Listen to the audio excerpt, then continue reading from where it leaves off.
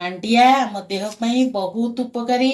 मांडिया रे हमर एते जोर विटामिन रही A vitamin B vitamin C याकू खाइले डायबिटीज लोकों पई बहुत भलो। डायबिटीज लोक एमती मांडिया को खाइले ताकर डायबिटीज पूरा ये देखिबा को जेमती सुंदर भितरे सेमती सॉफ्ट देखंतु केते सुंदर होईची। खाइबा को पूरा टेस्टी सुंदर जेमिति खाइबा को भी पूरा टेस्टी। एमिति परफेक्ट मांडिया काकेरा बनाइबा पई सठिक माप सहित छोट छोट टिप्स शेयर करिबी। वीडियो को संपूर्ण देखिबा को मोर अनुरोध। वीडियोटी भलो लागिले लाइक करिबे शेयर करिबे चैनल रे नुआ थेले सब्सक्राइब करनेबे। नमस्कार। श्री संभावी लाइफस्टाइल चैनल को शुभेच्छा अनेक अनेक अभिनंदन। एथर चलंतु डेरी न करी आमे मांडिया काकेराटी स्टार्ट करिबा। मांडिया काकरा पे मुठी गैस रे गोटे पैन बसई देची। पैन हमर गरम हो गलानी। मु गोटे मीडियम साइज नडिया को भलो करी ताकू कोरी देची। एठी मोर पूरा फुल गिने नडिया तापरे आमे सेतरे देई दबा छेना। मु अध लीटर क्षीर को छिंडे करी एतरे छेना करिची। आपण चाहिले खाली नडिया पुरो भी करि परिबे। छेनाटा पकाइले पिठाटा बहुत टेस्टी लागिबो। मुएतरे गोटे कप मुएतरे गुड़ 4-6 चमच गुड़ ऐड करूची। आपण को जेतिकी मीठा पसंद आपण सेतिकी गुड़ देबे कारण अधिका टिके मीठा लागिले पिठाटा बहुत हमर टेस्टी लागिवो। आमे पुरोटा को भाजी दबा। छेना नडिया गुड़ सबु एकाठी मिसिरी बुझबा पर्यंत आमे एमती भाजीबा। गुड़ न पकेइले आपण चीनी भी आधीरे देई परिबे। मु काहे गुड़ पकेली ना गुड़टा हेल्दी मु सेति पई आधरे गुड़ ऐड कली। आपण चाहिले चीनी आधरे पकेई परिबे। आमे भलो करी आकु मिक्स करी भाजी दबा पुरोटा को। आमे पुरोटा को एमिति भाजीबा जे पूरा सुखा पर्यंत आमे भाजीबानी। टिके टिके ताधरे पानी अंश थिबो। आमे पुरोटा को भाजीबा तापरे काढिबा कारण पिठा रे एमतिया करी देले हमर पिठाटा बहुत टेस्टी लागबो। पूरा सुखा कर देले पिठाटा भलो लागिबोनी। आमे पूरा भाजीला बेले गैस रो फ्लेम को मीडियम रु हाई रे रखी करी भाजीबा। सेतिरे आमे ऐड कर दबा गोलमरिच गुजराती गुंड। आमे पूरा रे हाफ चमच गोलमरिच गुंड हाफ चमच गुजराती गुंड एतरे पकई दोची। हमर पकईले बहुत भलो वासना आसे। आमे थरक नेक्स्ट स्टेप को जिबा। मोटे जागा नै आइची सेतिरे 2 गिना मांडिया चूना ऐड करूची। 2 गिना मांडिया चूना अध गिना अटा दउची काहे किना मांडिया काकेरा कले हमर फिटी जिबार आशा अछि। अटा चूना टिके पकई देले हमर मांडियाटा अठा धरि कि रहइबो काकेराटा बहुत बढ़िया फुलिबो। मु एठी 250 ग्राम रो मांडिया चूना नैची 100 ग्राम रो अटा चूना नैची। हमर जे कोनोसी पिठा कला बेले हमर गोटे माप थाए गिना नेबे नले ग्लास नले कप। मु एठी सेति पई मु एठी काचो बाउल रे नैची। आकू भलो भाबरे मिक्स कर दिबा। अटा मांडिया चूना को भलो भाबरे मिसई दबा। पूरा मिसी गला जणा पड़नी। एबे मु गैस रो फ्लेम ऑन करी गोटे करेई बसई देइची। मु एठी पानी नेबी 2 गिना मैदा को मु एठी 2 गिना पानी गैस को ऑन कर देई ताधरे करेई बसई दिची। करेई हमर ताती गलानी। 2 गिना मांडिया पे मु एठी 4 गिना पानी ऐड करूची।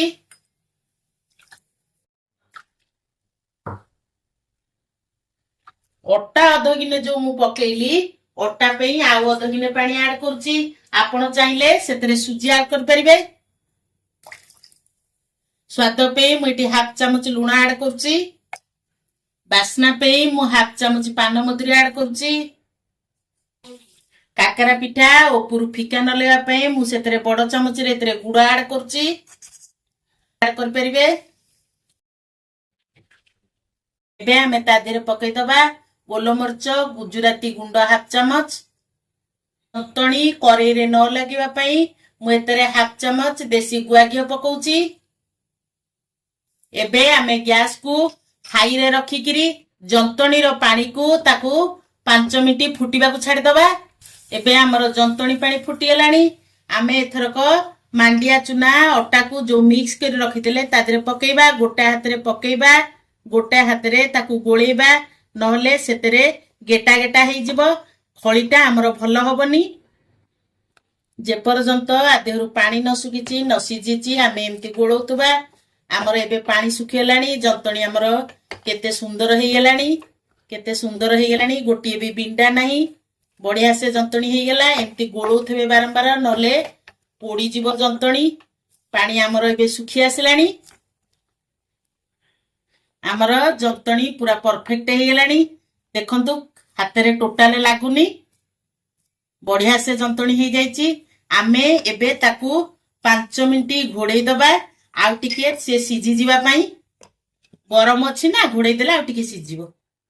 ଏବେ ଆମର 5 ମିନିଟ୍ ହେଇଗଲାଣି, ଘୋଡଣି କାଢିକି ଦେଖିଦବା।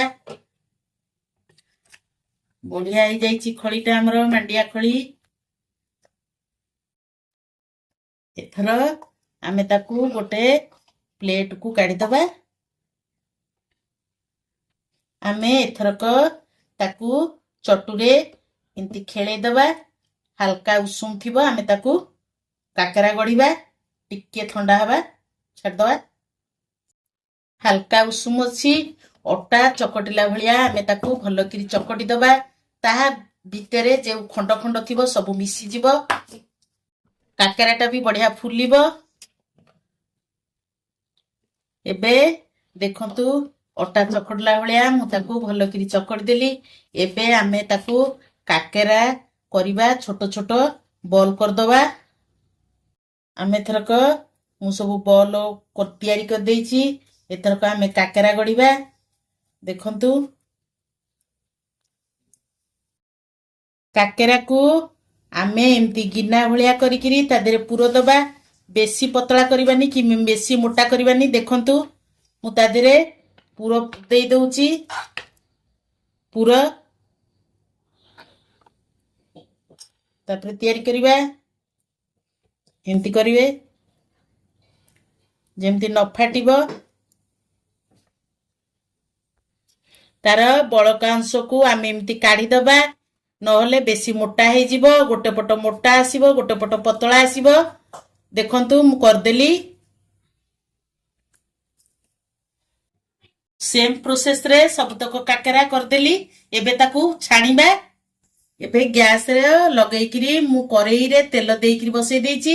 ତେଲ ଏବେ ଆମର ଗରମ ହେଇଗଲାଣି। ତେଲ ଆମର ବହୁତ କିରି ଦେବେ, ଯେମିତି ପିଠାଟା ଆମର ତା ଦେହରେ ବୁଡିକି ରହିବ, ଫୁଲିକିରି ଉପରକୁ ଉଠିବ। ଏବେ ଆମେ କରେଇ ତେଲ ଗରମ ହେଇଗଲାଣି, ଆମେ ଏଥରକ ପିଠାକୁ ପକେଇଦବା। ଯେତିକି ପିଠା କରେଇରେ ଧରିବ ମୁଁ ସେତିକି ଏବେ ପକେଇବି। 3ଟା ପକେଇଛି। ପିଠା ଆମର ଗୋଟେ ସାଇଡ ହେଇଗଲାଣି, ଆମେ ତାକୁ ଓଲଟେଇକିରି ଦେଖିବା। ଦେଖନ୍ତୁ କେତେ ସୁନ୍ଦର ସେ ଫୁଲିକିରି ଉପରକୁ ଉଠିଗଲାଣି। ଆରପଟ ସାଇଡକି ଲେଉଟେଇ ଦବା, ଏପଟ ସାଇଡ ଆମର ହେଇଗଲାଣି। କେତେ ସୁନ୍ଦର ଫୁଲିଛି ଦେଖନ୍ତୁ, ଫୁଲୁଛି, ପାଣିରେ ତେଲରେ ଭାସୁଛି।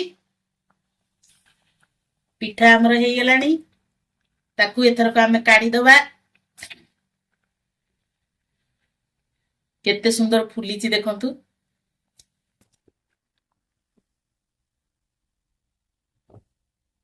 ସେମ୍ ପ୍ରୋସେସରେ ମୁଁ ସବୁ କାକରା ଗୁଡିକ ତେଲରେ ପକେଇ ଦେଇଛି। ଦେଖନ୍ତୁ ତେଲରେ କେମିତି କାକରା ଗୁଡିକ ଆମର ଭାସୁଛି, କେତେ ସୁନ୍ଦର ଫୁଲିଛି ଦେଖନ୍ତୁ। ଆପଣ ଯଦି ମାଣ୍ଡିଆ କାକରା କେବେ କରିନଥିବେ, ଏମିତି ପ୍ରୋସେସରେ ଆପଣ ମାଣ୍ଡିଆ କାକରା କରନ୍ତୁ। କେମିତି ଲାଗିଲା ମତେ କମେଣ୍ଟରେ ଜଣାନ୍ତୁ। ଆଉ ଥରେ ଦେଖାହବା ଆଉ ଗୋଟିଏ ନୂଆ ରେସିପିରେ। ରହୁଛି। ଜୟ ଜଗନ୍ନାଥ।